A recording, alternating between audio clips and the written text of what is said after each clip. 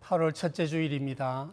주님께서 영광 받으시는 예배가 되기를 바랍니다. 하나님께 영광을 올려드리겠습니다. 그러므로 내가 너희에게 이르노니 목숨을 위하여 무엇을 먹을까, 무엇을 마실까, 몸을 위하여 무엇을 입을까 염려하지 말라. 목숨이 음식보다 중하지 아니하며 몸이 의복보다 중하지 아니하냐. 공중의 새를 보라. 심지도 않고 거두지도 않고 창고에 들이지도 아니하되 너희 하늘 아버지께서 기르시나니 너희는 이것들보다 귀하지 아니하냐. 하나님 아버지 감사합니다. 오늘 복된 주일을 주시고 하나님 앞에 예배합니다. 우리의 나옴을 기뻐하여 주시고 온라인이지만 예배를 통해서 주님 영광 받으시고 저희가 하나님의 큰 은혜에 동참할 수 있도록 축복하여 주옵소서. 예수님의 이름으로 기도합니다. 아멘. 사도신경으로 우리의 신앙을 고백하겠습니다. 전능하사 천지를 만드신 하나님 아버지를 내가 믿사오며 그 외아들 우리 주 예수 그리스도를 믿사오니 이는 성령으로 잉태하사 동정녀 마리아에게 나시고 본디오 빌라도에게 고난을 받으사 십자가에 못 박혀 죽으시고 장사한 지 사흘 만에 죽은 자 가운데서 다시 살아나시며 하늘에 오르사 전능하신 하나님 우편에 앉아 계시다가 저리로서 산자와 죽은 자를 심판하러 오시리라. 성령을 믿사오며 거룩한 공회와 성도가 서로 교통하는 것과 죄를 사하여 주시는 것과 몸이 다시 사는 것과 영원히 사는 것을 믿사옵나이다. 아멘. 찬송가 88장 함께 하겠습니다.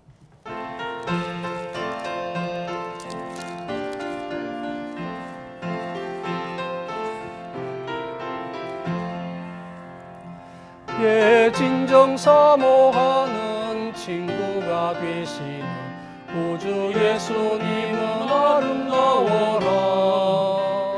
산 밑에 백합하여 빛나는 새벽별 주님 영원할 일 아주 없도다. 내 맘이 아플 적에 큰 위로 되시며 나 외로울 때 좋은 친구라. 주는 저 산 밑에 백합 빛나는 새벽별 이 땅 위에 비길 것이 없도다. 내 맘의 모든 염려 이 세상 고락한 주님 항상 같이 하여 주시고 시험을 당할 때에 악마의 계교를 즉시 물리치사 나를 지키네. 온 세상 날 버려도 주 예수 안 버려 끝까지 나를 돌아보시니. 주는 저 산 밑에 백합 빛나는 새벽별 이 땅 위에 비길 것이 없도다. 내 마음을 다하여서 주님을 따르며 길이 나를 사랑하이니. 물불이 두렵지 않고 창검도 겁없네. 주는 높은 산속 내 방패시라. 내 영혼 먹이시는 은혜 누리고 나 친히 주를 뵙기 원하네. 주는 저 산 밑에 백합 빛나는 새벽별 이 땅 위에 비길 것이 없도다.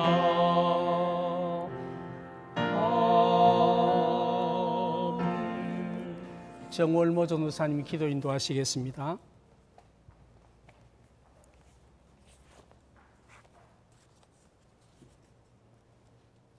미래에 오는 세대에 나타내시네 그 은혜의 영광의 풍성함을 내가 무엇을 더 원하리요.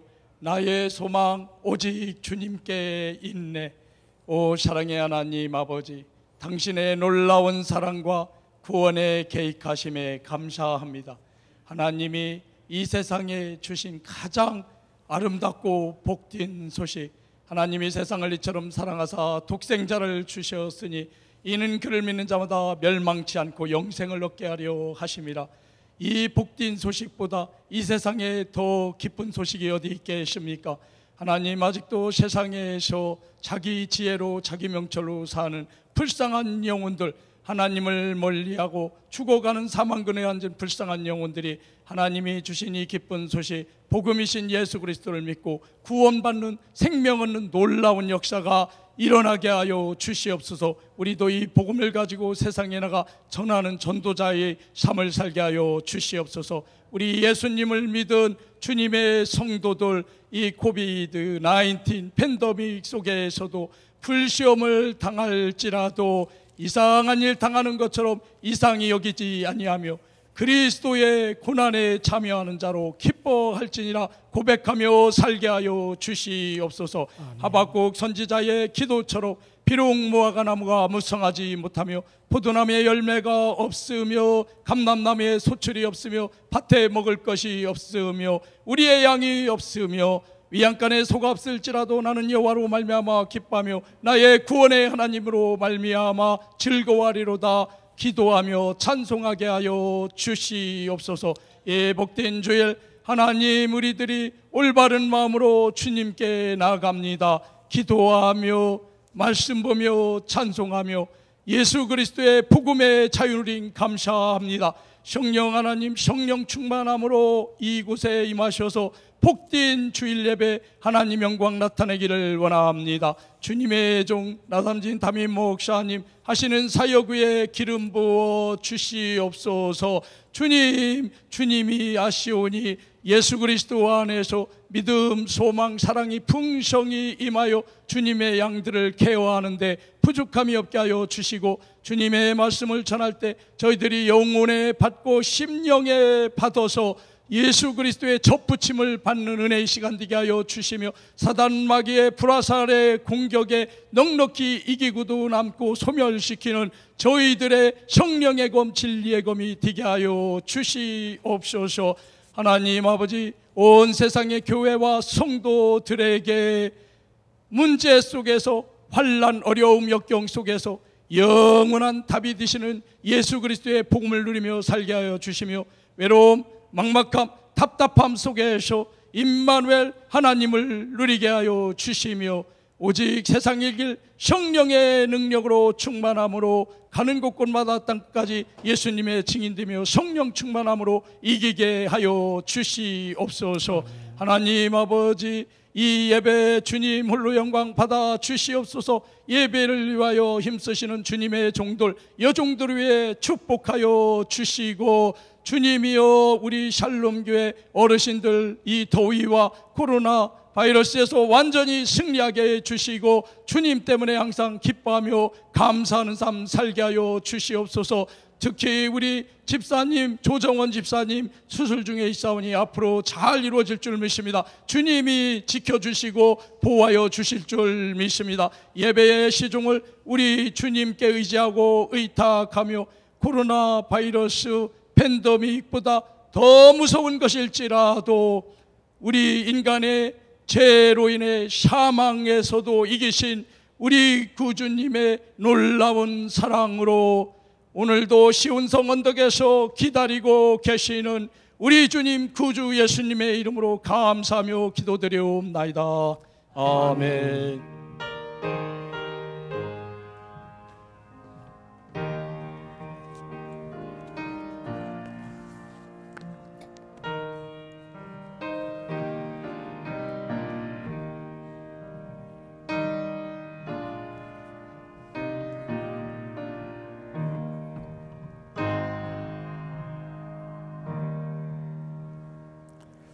하나님 말씀 누가복음 12장 13절로 21절까지 제가 봉독해 드리겠습니다.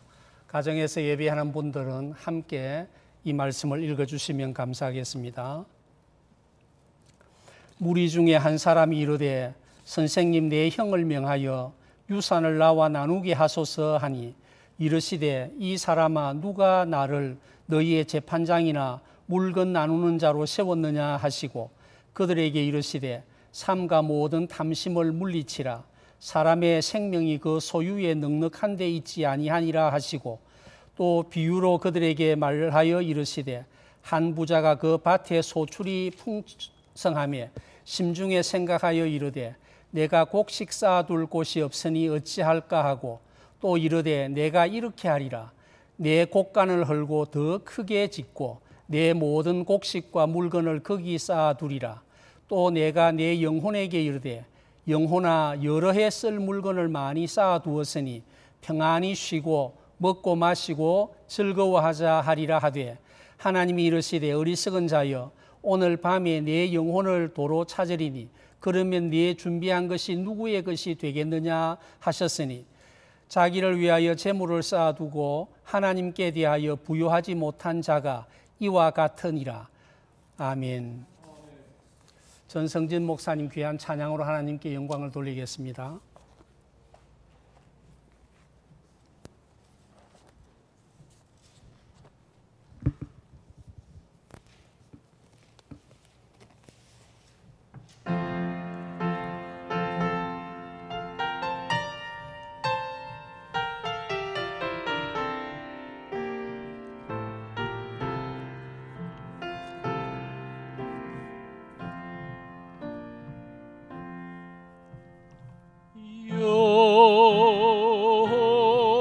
여호와는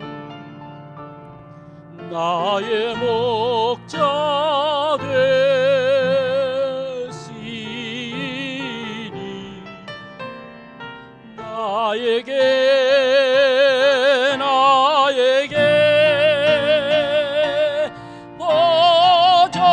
부족함이 없으리라.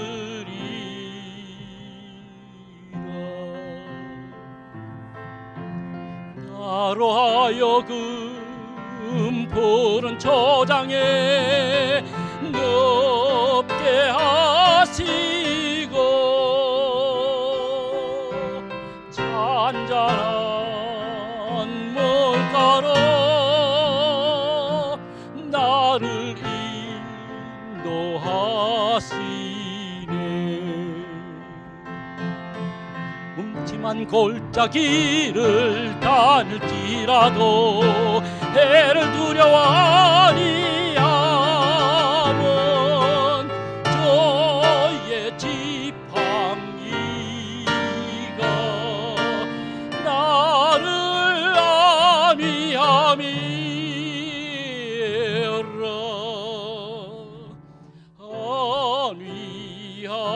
안위하심이라.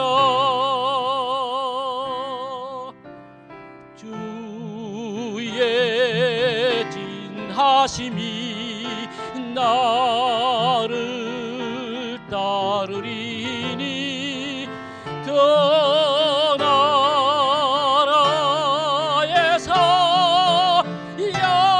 영원히 살리라.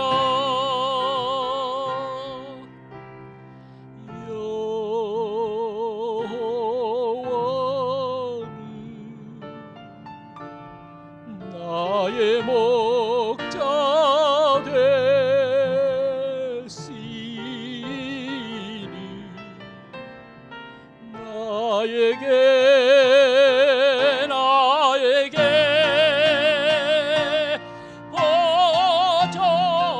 부족함이 없으리라.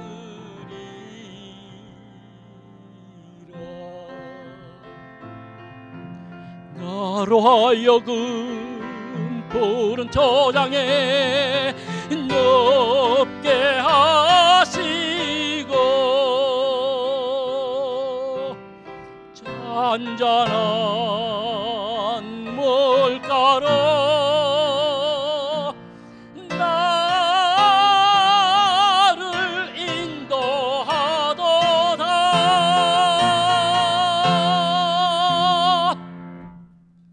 아멘.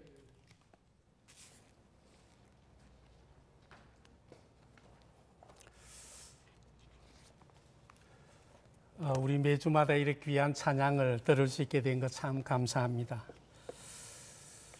우리 지금부터 한 500년 전에 종교개혁 시대가 있었습니다. 1517년 루터가 종교개혁 운동을 일으키고 루터에 의해서 독일 교회가 루터 교회가 되었고 저 위에 스칸디나비아 3국이 다 루터 교회 영향권에 있었습니다. 또 이제 칼빈의 영향으로 또 네덜란드와 스위스가 개혁교회가 되었고 영국으로 건너가 장로교회가 되었습니다. 그런 가운데 이 칼빈의 영향을 받았던 제자들 가운데 네덜란드에서 종교개혁운동을 전개하기도 했는데 바로 그들은 나라 독립운동과 종교개혁운동이 함께 이루어지게 되었습니다. 그래서 네덜란드는 참 나라가 작은 나라지만 굉장히 강한 나라이죠. 그래서 작지만 강한 나라라 그렇게 이야기할 수 있겠는데 그 유럽 가운데도 가장 먼저 자유무역 제도를 도입하게 되고 금융산업이 발달하게 되고 그런 가운데 나라가 굉장히 부하게 되어졌습니다. 근데 그게 항상 그 역작용도 함께 있게 되는데 돈이 많이 오게 되니까 술집이 생기고 잘못된 일들이 많이 있고 사람들이 방종하는 일도 많이 생기고 그래서 유럽에서 가장 자유스러운 나라지만은 가장 또 이 비윤리적인 그런 일들이 많이 횡행하는 나라이기도 합니다. 이 나라 출신인 렘브란트라는 그 화가가 있는데 그림을 한번 잠시 보면서 말씀을 시작하겠습니다. 이 그림 잘 보이십니까? 어떤 모습을 여러분 보십니까? 이 사람이 입은 옷을 한번 보시기를 바랍니다. 금실로 만든 좋은 의복이 있고 모자도 아주 멋있는 모자를 썼고 주변에는 큰 가방 같은 게 은화, 금화 같은 가방이 들어있고 여러 책들이 많이 있는데 땅 문서라든지 또 빚준 문서라든지 뭐 이런 것들이 많이 있고 그렇습니다. 오늘 우리가 읽었던 말씀 누가복음 12장 말씀이 바로 어리석은 부자의 이야기인데 바로 이 이야기를 그림으로 그린 것입니다. 중세 천년의 여러분 그림들을 보시면 대개 초상화들, 성화들 이런 것이 중심이 많이 되어 있는데 오늘 이 렘브란트는 바로 이 사진을 통해서 그림을 통해서 정말 이 성경의 비유가 성화와 같은 그림이 아니라 오늘 우리들이 직접 경험하는 그런 그림으로 우리가 함께 만날 수 있게 만드는 것입니다. 그림을 다시 한번 보겠습니다. 거기에 보면 이제 오른손에 아주 이 금화를 진 오른손이 이 촛불을 지금 흔들리는 촛불을 가리고 있죠. 그리고 또 오른쪽 밑에 보면 그 작은 저울이 있어서 그 저울이 눈길을 끌고 있습니다. 또 이 동전을 넣었던 그런 전대 같은 것도 함께 있고요. 안경테 밑에 보면 약간 그림자가 있고요. 또 오른손 밑에 있던 여러 그림자들이 있습니다. 그래서 이 작은 저울은 장차 오게 될 심판에 대해서 저울을 보면서도 심판을 느끼지 못하는 마음을 우리가 볼 수가 있고 전체 그림이 저녁이기 때문에 그렇기도 하지만은 전체 그림이 이게 마치 심판이 임박한 어떤 그런 그림 같은 것을 볼 수 있게 되는 거죠.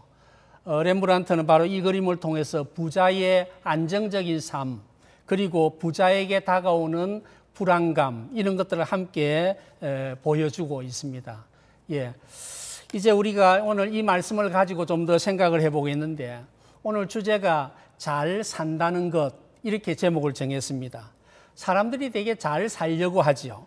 그래서 많은 사람이 잘 사는 일이 그의 인생의 목표같이 그렇게 되어져 있습니다. 여러분은 이제 잘 산다는 것은 되게 돈을 많이 버는 부자로 산다는 것을 두고 생각하는 경우가 많이 있습니다. 부자가 된다는 것은 참 좋고 편리한 점들이 있지 않습니까? 좋은 차를 타면 편할 것이고 좋은 집에 살면 참 안락하게 살 수 있을 것이고 편리하게 살 수가 있습니다. 자녀들이 여러 명 있는데 아이들 방 하나에 2명, 3명, 4명이 함께 산다면 아이들이 공부하는 데도 지장을 받게 되고 아이들 사이에도 갈등이 있으니까 이게 잘 사는 것이라 하기가 어렵습니다. 몸이 아프면 병원에 가서 치료를 받아야 되는데 돈이 없으면 보험도 없고 보험이 없으면 치료를 받지 못하고 약만 먹다가 병을 키우는 그런 경우도 많이 있는 것입니다. 내가 무엇을 먹고 싶을 때 마음대로 사 먹고 쓰고 싶을 때 마음껏 쓸 수 있는 것이 참 잘 사는 것이라 그렇게 이야기를 합니다. 그런데 이제 우리 자녀들이 대학에 가고 대학원에 가더라도 이제 우리가 융자를 받지 않고 바로 등록을 하고 학비를 다 낸다면 아이들이 부담 없이 인생을 출발할 수 있지 않겠습니까? 그런데 이제 우리가 잘 사는 것이, 부자로 사는 것이 참 좋은 일입니다. 그런데 우리가 잘 산다는 것은 반드시 부자로 사는 것만을 의미하는 것은 아닙니다. 부자로서 좋은 차를 타고 좋은 집에 살면 모두가 행복해지겠습니까? 정말 잘 산다는 것은 부자로 산다는 것과 좀 다른 이야기인데, 우리가 정말 부자이면서도 행복하지 않게 살 수가 있고 가난하면서도 굉장히 행복하게 사는 가정을 만나게 되는 것입니다. 그런 면에서 우리가 얼마나 무엇을 많이 가졌는가, 이것이 우리에게 행복을 보장해 주는 것이 아닌 것을 우리가 잘 알 수가 있습니다. 어떤 사람은 돈이 굉장히 많아서 재벌인데, 이 재벌이 부모가 돌아가시면서 자녀에게 무슨 재산을 물려주려 하는데 이것이 해결이 되지 않아서 법원에 가고 소송을 벌이고 이런 원수가 되는 이런 경우도 많이 보는 것 아니겠습니까? 또 어떤 사람은 건강이 지장이 있어서 건강 때문에 돈은 많은데 참 불행하게 사는 그런 경우도 많이 있습니다. 돈이 많아도 우리가 병석에 누워서 자유롭게 살지 못한다면 행복한 삶이라 그렇게 말하기가 어려울 것입니다.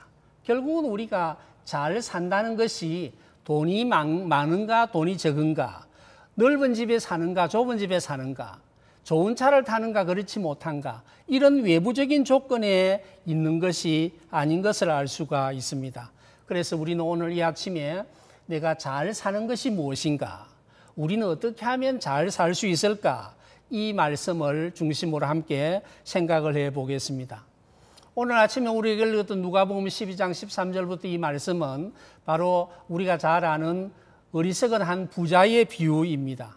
아버지가 재산을 많이 남기고 죽었는데 형이 아마 재산을 다 차지한 것 같습니다. 그래서 동생이 예수님께 나와서 예수님이 잘 가르쳐서 형에게 꾸짖어서 그 재산을 좀 나누게 해주십시오, 그렇게 이야기를 하게 되었는데, 예수님의 말씀이 좀 황당합니다. 그래, 내가 형한테 이야기를 하겠다, 그렇게 이야기한 게 아니라 누가 나를 재판장이나 물건을 나눠주는 사람으로 세웠느냐, 그렇게 이야기하면서 너희들 마음속에 있는 탐심을 물리쳐야 된다, 그 이야기를 하게 된 것입니다. 자, 오늘 이 어리석은 부자 이야기를 예수님께서 이어서 하고 있는데, 이 부자가 어떤 사람이었습니까? 우리가 보통 이제 예수님이 어리석은 부자, 우리가 그렇게 이야기를 하는데, 이 사람은 어리석은 부자이기 전에 굉장히 성실한 사람이었고, 굉장히 부지런한 사람이었고, 굉장히 근면한 사람이었습니다. 그래서 이 사람의 그 풍년에 큰 수확을 얻게 된 것을 단순하게 하나님이 우리에게 자연의 풍년을 주셔서 그렇게 얻었다, 그렇게 생각하기에는 무리가 있습니다. 그래서 열심히 일한 그 결과 많은 소득을 얻게 되었고 부가 쌓이고 또 쌓이게 되는 것이죠. 그런데 오늘 이 사람이 뭐라고 이야기합니까? 새로운 곳간, 새로운 창고를 건축할 수 있는 계획을 세웁니다. 내가 이렇게 하겠다. 나의 곳간을 좁으니까 헐고 크게 새로 짓겠다. 내가 그곳에 곡식과 물건을 쌓아두겠다. 그러면서 뭐라고 이야기합니까? 나의 영혼아, 바로 이렇게 내 곳간에 물건을 많이 쌓아두고 곡식을 많이 쌓아두었으니까 너가 평안히 먹고 마시자, 그런 이야기를 하고 있습니다. 이 사람이 굉장히 좋은 계획을 세우게 되었는데 하나님이 그에게 뭐라고 이야기합니까? 20절에 보니까 어리석은 자여, 오늘 밤 너의 영혼을 도로 찾으면 너가 준비한 이것이 누구의 것이 되겠느냐, 그렇게 이야기를 하고 있습니다. 이 부자는 대단히 성실했고 대단히 부지런했습니다. 또 이 관리를 잘해서 사람들을 잘 관리를 해서 일을 맡겨서 또 굉장히 풍년을 얻었습니다. 이런 치밀한 계획, 또 내일을 위한 성실한 준비와 계획, 이것은 우리가 칭찬을 해줘야 될 만한 일 아니겠습니까? 그런데 예수님께서 왜 이 사람에게 꾸중을 하고 있습니까? 그것은 바로 그 계획이 굉장히 어리석은 계획이었기 때문에 그렇습니다. 예수님이 말씀하시는 것처럼 우리 사람의 행복이라는 것이 소유가 넉넉한 데 있는 것이 아니다, 그런 이야기를 합니다. 여러분, 우리가 살아가는데 돈이 정말 필요한데 돈이 없어서 고통을 당해본 적이 있으시죠? 여러 차례 아마 있었을 것입니다. 심한 경우에는 집세를 제때 내지 못해서 사람 주인으로부터 막 채권을 당하고 어려움을 당하는 그런 경우도 있지 않습니까? 또 비일이 왔는데 이것을 갚아야 되는데 갚을 능력이 없어서 어려움을 당하는 경우도 있습니다. 그렇습니다. 돈은 굉장히 편리한 것입니다. 돈이 많이 있으면 편리하게 살 수 있고 재미있게 살 수 있고 행복하게 살 수 있을 것 같습니다. 그리고 부모들은 이 돈을 많이 벌기 위해서 자녀들이 좋은 대학에 가고 좋은 전공을 택하고 좋은 곳에 취직하는 것도 돈을 많이 벌기 위한 것 아니겠습니까? 그런데 오늘 예수님께서는 우리의 행복이라는 것이 소유의 넉넉함에 있는 것이 아니다, 그렇게 말씀을 하죠. 또 하나는, 이 부자는 바로 내 자신이 나의 삶의 주인이 된 것입니다. 오늘 본문의 짧은 본문에 보니까 내가 네 번이나 내가 무엇을 하겠다, 그런 이야기를 하고 있습니다. 내가 내 삶의 주인이고 내가 내 산업의 주인이고 내가 나의 미래의 주인이 되어 있는 것입니다. 우리가 가지고 있는 모든 것은 나의 건강도, 나의 물질도, 나의 은사도, 이 모든 것이 하나님께서 나에게 맡기신 것입니다. 지난번에 우리가 달란트 비유를 이야기하지 않았습니까? 하나님이 우리에게 은사를 따라 2달란트, 5달란트, 1달란트를 맡겨주셨고 우리는 이것을 잘 관리하고 매니저할 수 있는 사람들입니다. 그런데 우리가 이것을 주신 하나님에 대한 생각은 하지 않고 이것이 나의 것이다 생각하고 내 마음대로 사용하려고 한다면 하나님으로부터 꾸중을 받을 수밖에 없습니다. 오늘 이 어리석은 사람은 자신의 가진 모든 것이 자신의 것이라 그런 생각을 하게 되었죠. 또 하나는, 이 사람이 마지막에 이야기하는 건 무엇입니까? 이렇게 곡식과 물건을 새 창고에 많이 쌓아두니 바로 먹고 마시고 즐기자, 그렇게 영원히 편안할 것을 그렇게 생각을 하게 된 것입니다. 우리 이 주인이, 이 부자가 가지고 있던 생각은 육체와 영혼을 혼돈하고 있는 것이죠. 하나님이 우리를 흙으로 지으시고 코에 생기를 불어넣었습니다. 성경에 보니까 바로 생명이 되었다, 그러니까 생명이 되었다는 거죠. 우리 사람의 생명은 짐승의 생명이나 동물의 생명과 다른 것입니다. 하나님이 불어넣은 그 생명 때문에 우리는 영혼을 가진 존재입니다. 우리가 이 육체가 열심히 일하고 배가 고프면 밥을 먹어야 되고 피곤하면 잠을 자야 되고 또 이렇게 우리 육체가 가지고 있는 여러 가지 욕구가 있습니다. 그 육체의 욕구를 충족해 주지 못하면 우리가 불만을 갖게 되고 불행하다 느끼게 되는데, 그런데 이 사람은 이 육체의 욕구와 영혼의 욕구를 혼돈하고 있는 것이죠.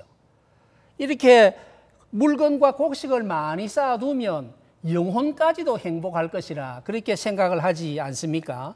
그런데 하나님은 우리를 영혼을 가진 존재로 만드셔서 우리가 하나님을 알고 하나님을 찾고 하나님을 믿고 하나님을 예배하고 하나님이 우리에게 말씀하시고 우리가 하나님께 또 기도하고 이런 교제를 통해서 하나님의 백성으로 살게 하신 것입니다.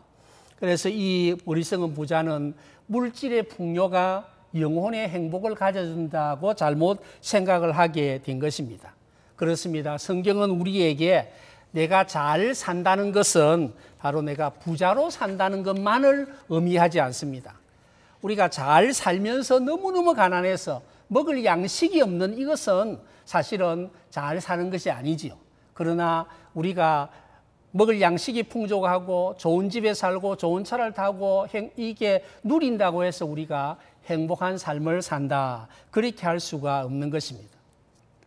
우리는 나의 자신의 가진 것만 생각하고 또 모든 것의 주인이 스스로가 되고 영혼과 육체가 서로 혼돈이 되어 있는 이 사람을 성경에 오늘 하나님은 어리석은 사람이라 그렇게 꾸중을 하는 것을 볼 수가 있습니다. 그러면 여러분, 우리가 어떻게 사는 것이 잘 사는 것입니까?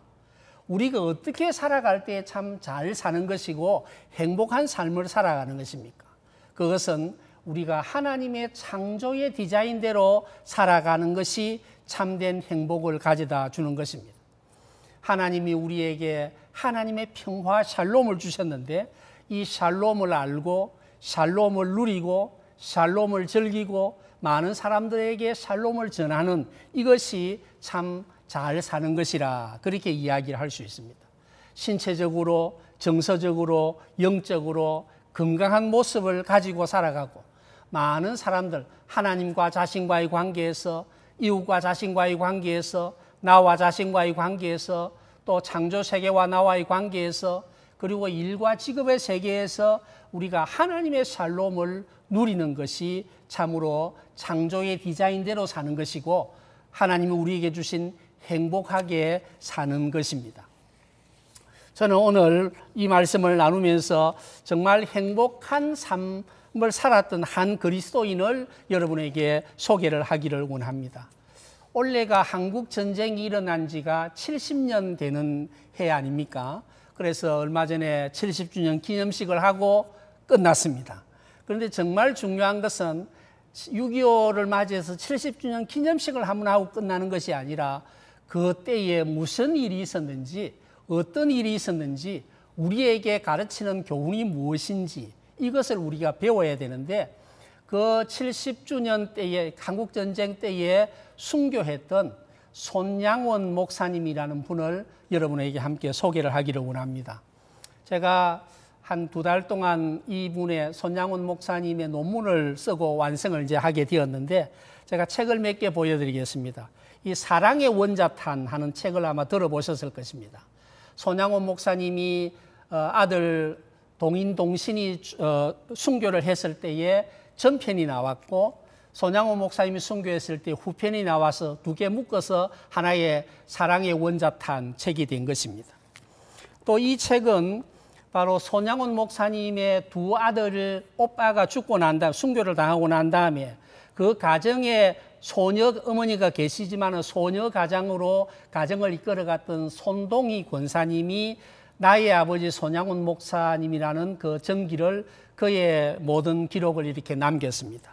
또 하나는 그의 동생인 손동연 교수, 손동연 사모님이 결국엔 사랑이라 하는 것을 손양원 목사님이 순교한 이후에 가족들이 어떻게 살았는가를 최근에 발행을 했는 그런 책입니다. 그리고 또 하나의 책은 예양원과 사랑의 성자 손양원 하는 이런 책들인데 이런 책들이 우리의 신앙생활에 굉장히 유익합니다. 우리는 성경도 열심히 읽고 묵상을 해야 되고 또 성경의 가르침대로 열심히 살아야 하지만은 또 이렇게 경건하게 살고 갔던 사람들의 글들을 읽는 것은 참 중요한 것입니다. 손양원 목사님은 1939년 일제강점기에 여수 예양원에 그 한센 병자들, 나환자들의 교회에 부임해 갔습니다. 그곳에서 이제 목회를 하자 말자 바로 신사참배를 거부한 그 일 때문에 감옥에 들어가게 되었고 6년 가까운 세월을 감옥에서 보냈습니다. 일본 사람들이 얼마나 한국을 고통스럽게 만들었는지 바로 우리나라 말을 빼앗고 일본어로 교육을 하게 했습니다. 우리나라 성을 바꿔서 이름을 바꾸게 만들었습니다. 남자 청년들은 학도병에 끌어갔습니다. 여자 청년들은 정신대에 끌어갔습니다. 그래서 마지막에는 신앙의 자유까지 억압했던 그런 일들이 있었는데 바로 임금이 있는 동경을 향해서 동쪽을 향해서 절을 하게 되기도 하고 예배를 드리기 전에 이 신사와 관련된 그런 우상 숭배를 하고 예배를 드리게 하기도 하고 이렇게 많은 고통을 당했는데 하나님의 은혜로 손양원 목사님이 해방과 함께 감옥에서 나왔습니다. 그리고 예양원에 다른 좋은 교회에서 청빙을 받았지만은 내가 예양원 교회 목사이기 때문에 이 나환자들과 함께 생활하기를 원한다고 해서 그 교회로 다시 돌아갔습니다. 1948년에 여수 순천 반란 사건이 일어났을 때에 동인이와 동신이 예수를 믿는다는 것 때문에 순교를 당했습니다. 동인이는 그때 참 성악을 미국에 유학을 와서 성악을 전공해서 하나님을 찬양하는 좋은 성악가가 되기를 원하고 유학을 준비 중이었는데 기독학생회를 이끌면서 독실한 그리스도인으로서 신실하게 살았는데 예수를 믿는다 때문에 두 아들이 함께 죽임을 당했습니다. 그때 그를 죽였던 안재선이를 손양호 목사님은 양자로 삼았습니다. 그 손동희 권사님의 글을 보면 자기 오빠 둘을 죽였던 그 원수를 내가 오빠라고 불러야 되니 얼마나 기가 찼겠습니까? 손양호 목사님은 사랑과 용서로 그런 선한 일을 결정했지만은 한참 지금 자라는 청소년기에 있었던 소녀 손동희는 정말 괴로운 일이었습니다. 그리고 다시 2년이 흘렀습니다. 1950년에 한국 전쟁이 일어나게 되었을 때에 불과 2달 만에 38선이 무너지고 여수까지 내려오게 된 것이죠. 그리고 이제 피난을 갈 수 있는 기회가 되었음에도 불구하고 피난을 가지 않고 그곳에서 그 성도들을 돌보면서 함께 교회를 지켰는데 공산군에게 인민군에게 체포가 되어서 결국은 1950년 9월 28일 순교를 당하게 된 것입니다. 여러분, 우리가 잘 산다는 것이 무엇입니까? 부자로 산다는 것을 되게 잘 산다 그렇게 이야기를 하는데 그런 관점에서 보면 오늘 손양호 목사님의 가정은 완전히 집안이 망한 것입니다. 두 아들, 아주 똑똑한 두 아들이 순교를 당했죠. 아버지도 순교를 당했죠. 요즘은 그래도 다 교육을 많이 받고 나니까 사실은 가장이 없어도 가정을 꾸려갈 수 있는 그런 여건이 됩니다만은 그 당시만 하더라도 자녀들은 많지요. 그 정양순 사모님이 어떻게 가정을 이끌었겠습니까? 또 소녀 가장 정도가 되는 손동희 소녀가 어떻게 고생을 많이 했겠습니까? 정말 남은 가족들은 이 결국엔 사랑이라는 걸 보면 정말 고통 가운데 살았죠. 해방 전에도 아버지가 감옥에 가 있는 동안에 그 자녀들이 고아원에서 자라야 될 그런 형편이었고 또 아버지가 순교를 당하고 난 다음에 그 가정을 책임져야 되니 얼마나 고통스러운 그런 일들이 있었습니까? 아버지가 죽던 날에 마지막 막내 아들이 태어났습니다. 손동년 글을 보면 하나님은 사랑이라고 이야기했는데 우리 두 오빠를 순교하게 하고 아버지를 순교하게 하고 이래서 사실은 가까운 가족 가운데 예수 믿는 일을 떠난 사람도 있었고 또 이 손동년도 오랫동안 이렇게 고통을 당했던 것을 우리가 볼 수가 있습니다. 그렇습니다. 제가 논문을 읽으면서 쓰면서 이 책들을 우리가 여러 차례 읽으면서 여러 차례 눈시울이 아주 뜨거워졌습니다. 하나님께서 그래도 은혜를 베푸셔서 손동년에게 피아노를 주시고 피아노를 연습하고 평생 피아노를 치면서 교회 반주를 하기도 하고 교수가 되기도 하고 하나님 나라를 위해서 섬겼던 것을 볼 수가 있습니다. 세상 사람들이 볼 때는 이 집은 망한 집이라 그렇게 했지만은 아버지가 순교를 하고 없어도 하나님께서 아버지가 되어서 바로 이 손동희와 송동영과 그의 형제 자매들을 잘 이끌어 주신 것입니다. 지금 여수 예양원에 가면 손양호 목사님의 순교 기념관이 있습니다. 그가 태어났던 하만 7원에 가면 손양호 기념관이 있습니다. 생가가 복원이 되었습니다. 또 그리고 해방이 되고 난 훨씬 후에 95년에 바로 나라를 건국하는 일에 공이 있다고 해서 건국훈장을 받기도 했습니다. 하나님께서 아버지가 되셔서 그 자녀들을 다 책임져 주신 것입니다. 하나님이 그렇게 참 고통 가운데 살았던 그 가족들을 높여주신 것입니다. 말씀을 맺겠습니다. 우리의 목표는 잘 사는 것입니다. 그래서 많은 사람은 돈을 많이 벌어서 잘 살려고 합니다. 그러나 잘 산다는 것은 물질적인 부요만을 두고 이야기하는 것이 아닙니다. 하나님이 주시는 샬롬을 경험하고 하나님이 주신 샬롬을 알고 그것을 누리고 즐기고 이웃과 나누고 복음을 위해서 사용하는 것입니다. 나의 시간과 나의 물질과 나의 건강과 나의 재능을 나만을 위해서 사용한다면 그것이 어떻게 복이 되겠습니까? 어려운 사람을 위해서 사용하고 복음을 위해서 사용하고 하나님의 나라를 위해서 사용해야 되는 것이죠. 오병이어 사건을 두고 김동호 목사님이 했던 것을 제가 기억합니다. 요즘 사람들 가운데 오병이어 사건을 두고 이야기를 하기를 5,000명이 먹을 음식을 혼자서 먹는 사람들이 있다, 그렇게 이야기하고, 또 다르게는 5,000명을 먹여 살리는 사람이 있다, 그런 이야기를 합니다. 옛날의 관점에서 보면, 잘 사는 것이 경제적인 부요라는 것이라는 관점에서 보면 5,000명 분을 혼자서 먹는 것을 잘 사는 것이라 그렇게 이야기할 수 있을지도 모르겠습니다.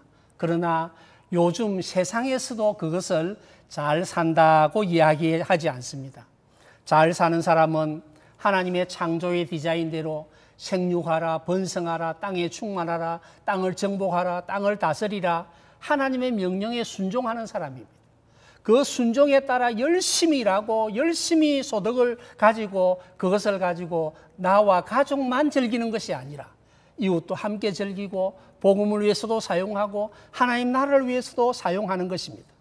열심히 일하고 많은 소득을 얻고 이름도 얻고 다른 사람을 먹이고 다른 사람을 살리는 일에 쓰임받는 우리 모든 성도님들이 되시기를 축원합니다.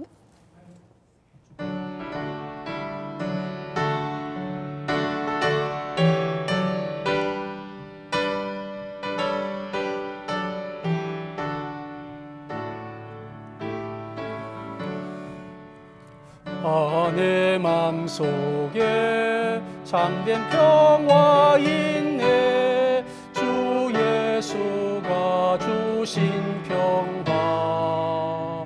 시험난 닥쳐와도 흔들리지 않아, 귀하다 이 평화. 주가 항상 계셔 내 맘속에, 주가 항상 계셔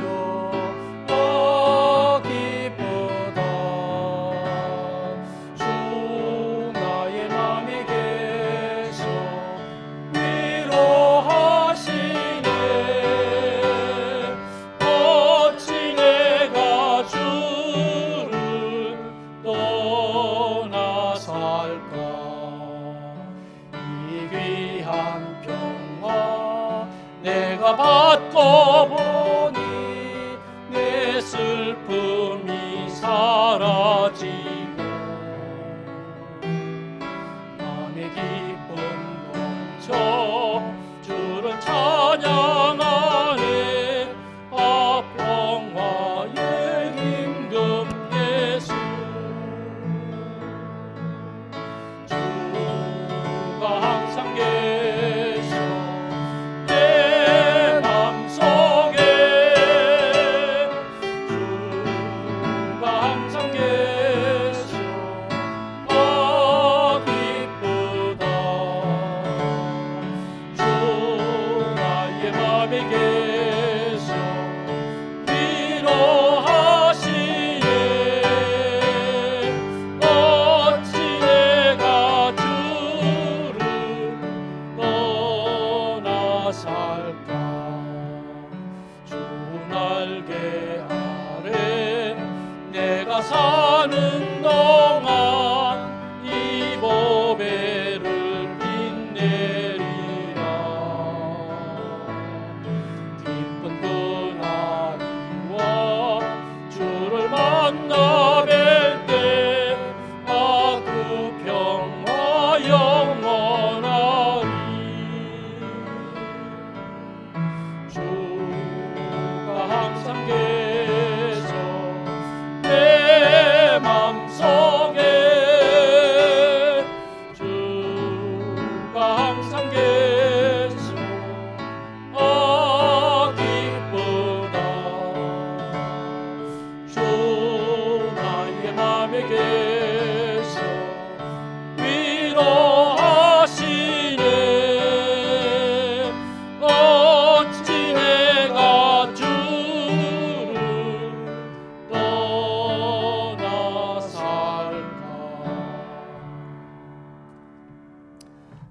아버지 감사합니다. 세상 많은 사람 가운데 우리를 불러주시고 뽑아주시고 하나님의 교회 가족으로 삼아주신 것을 감사합니다. 오늘도 이런 어려운 시기 가운데서도 주님을 찾게 하시고 예배하게 하시고 이름을 높일 수 있게 하신 것을 감사합니다. 우리의 예배를 기쁘게 받으시고 즐거워하시는 하나님께 감사하며 찬양과 영광을 돌려드립니다. 주님께서 영광 받으시고 우리 모두가 항상 주의 말씀대로 주의 길을 따라 걸어갈 수 있는 신실한 주의 백성이 되게 하여 주옵소서. 새로운 한 달을 시작합니다. 지난 한 달 동안도 저희와 함께 하셨던 주님께서 이 새로운 한 달 우리와 함께 해주시고 우리를 선하게 인도하여 주셔서 하나님 안에서 복된 삶을 살아갈 수 있도록 하시되 하나님의 샬롬을 누리고 경험하며 즐기며 나누며 사는 복된 삶이 되게 하시고 잘 사는 삶이 되게 하여 주옵소서. 우리 주 예수 그리스도의 크신 은혜와 하나님 아버지의 놀라우신 사랑과 성령의 교통하시고 역사하심이 주의 백성들 가운데 항상 함께 있을지어다. 아멘.